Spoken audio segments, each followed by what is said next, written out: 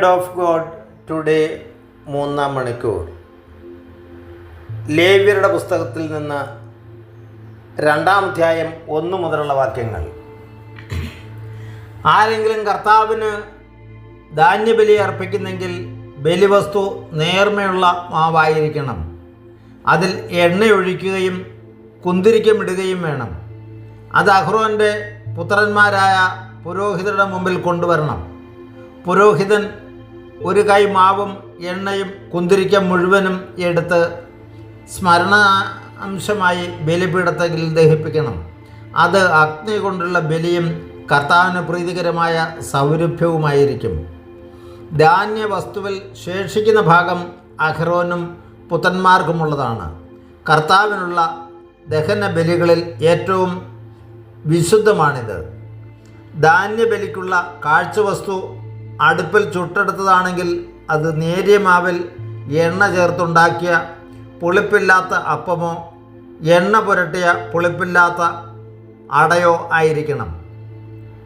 നിന്റെ ബലിക്കുള്ള കാഴ്ചവസ്തു വറചട്ടയിൽ പാകപ്പെടുത്തിയതാണെങ്കിൽ അത് പുളിപ്പില്ലാത്ത നേരിയ മാവിൽ എണ്ണ ചേർത്തുണ്ടാക്കിയതായിരിക്കണം.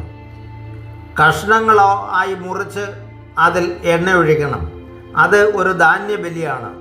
ധാന്യബലിക്കുള്ള കാഴ്ചവസ്തു ഉരുളിയിൽ പാകപ്പെടുത്തിയതാണെങ്കിൽ അത് നേരിയ മാവിൽ എണ്ണ ചേർത്ത് ഉണ്ടാക്കിയതായിരിക്കണം. അവ കൊണ്ടുണ്ടാക്കിയ ധാന്യബലി കർത്താവിന് കൊണ്ടുവരുമ്പോൾ അത് പുരോഹിതനെ ഏൽപ്പിക്കണം. അവൻ അത് ബലിപീഠത്തിൽ കൊണ്ടുവരണം. പുരോഹിതൻ ധാന്യബലിയിൽ നിന്ന് സ്മരണാംശമെടുത്ത് ബലിപീഠത്തിൽ വെച്ച് ദഹിപ്പിക്കണം. അത് അഗ്നിയിലുള്ള ബലിയും കർത്താവിന് പ്രീതികരമായ സൗരഭ്യവുമായിരിക്കും. ധാന്യബലി വസ്തുവിൽ ശേഷിക്കുന്നത് അഹ്റോനും പുത്രന്മാർക്കുമുള്ളതാണ്. കർത്താവിന് ദഹനബലികളിൽ ഏറ്റവും പരിശുദ്ധമാണിത്.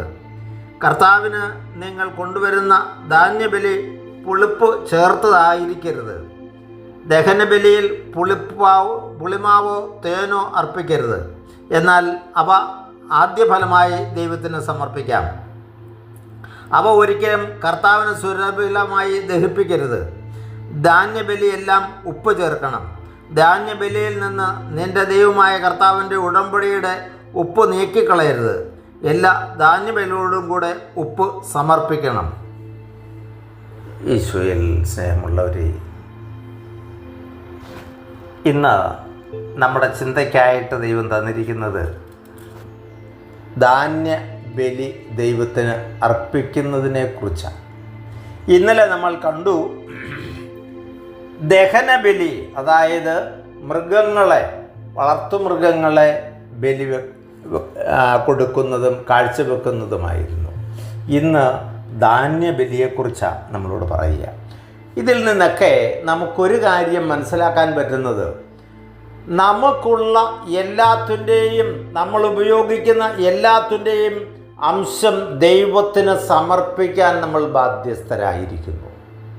ബലിയുടെ ഒരു തുടർച്ച ഈ മേഖലയിൽ നമ്മൾ ആരംഭിക്കുകയാണെന്ന് നമുക്കറിയാം. ഇവിടെ ലേവ്യർക്കുള്ള പുസ്തകത്തിൽ ബലിയെക്കുറിച്ചായേറെയും പങ്കുവെക്കുന്നതെന്ന് ഞാൻ ഇന്നലെ പറഞ്ഞു. പ്രിയമുള്ളവരെ, ആ ബലിയുടെ ജീവിതത്തിലേക്ക് നമുക്കുള്ളതിൻ്റെ എല്ലാം ബന്ധം, നമ്മളുമായിട്ടുള്ള ബന്ധം വളർത്തിയെടുക്കുന്നതിന് മരുഭൂമിയിൽ വെച്ച് ഇസ്രായേൽ ജനത്തിന് ദൈവം മന്ന കൊടുത്തു. എന്നാൽ ഇന്ന് നമ്മളെ കൃഷി ചെയ്യുവാനും നമുക്കുള്ള സൗകര്യങ്ങളും ആടുമാടുകളെ വളർത്താനും മറ്റെല്ലാത്തിനുമുള്ള സൗകര്യങ്ങൾ നമുക്ക് ദൈവം ഇണക്കി തന്നു കഴിഞ്ഞപ്പം നമുക്ക് നമ്മളുടെ കയ്യിലുള്ളത് ദൈവവുമായിട്ട് പങ്കുവെച്ച് ആ ഒരു കൂട്ടായ്മയുടെ അനുഭവത്തിലേക്ക് വരണമെന്ന് ദൈവം ആഗ്രഹിക്കുന്നു. ആ ഒരു തലത്തിൽ നമ്മുടെ ചിന്തകളെ വളർത്താൻ നമുക്കിന്ന് ദൈവവുമായിട്ടുള്ള കൂട്ടായ്മയ്ക്കായിട്ട് നമ്മുടെ കയ്യിലുള്ളതൊക്കെ കർത്താവുമായിട്ട് പങ്കുവെക്കാൻ, അത് പുരോഹിതൻ അവകാശപ്പെട്ടത് പുരോഹിതനും അർഹിക്കുന്നവൻ അവകാശപ്പെട്ടത് അർഹിക്കുന്നവർക്കും കൊടുത്ത് ഒരു വളരുന്ന ഒരു ജനമായിട്ട് ദൈവവുമായിട്ടുള്ള കൂട്ടായ്മയിൽ വളരുന്നതിന് നമ്മൾ പ്രത്യേകം ശ്രദ്ധിക്കണമെന്നൊരു സൂചന നമുക്കിവിടെ കിട്ടുന്നുണ്ട്. നമുക്കായതിനാൽ സകലത്തിലും ദൈവത്തോട് ചേർന്ന് നമ്മുടെ വരുമാന മാർഗങ്ങളെല്ലാം ദൈവവുമായിട്ട് ബന്ധപ്പെടുത്തി കൊണ്ടുപോകണമെന്ന് ദൈവം ആഗ്രഹിക്കുന്നതിൻ്റെ സൂചനകൾ നമുക്കിവിടെ കിട്ടുന്നുണ്ട്.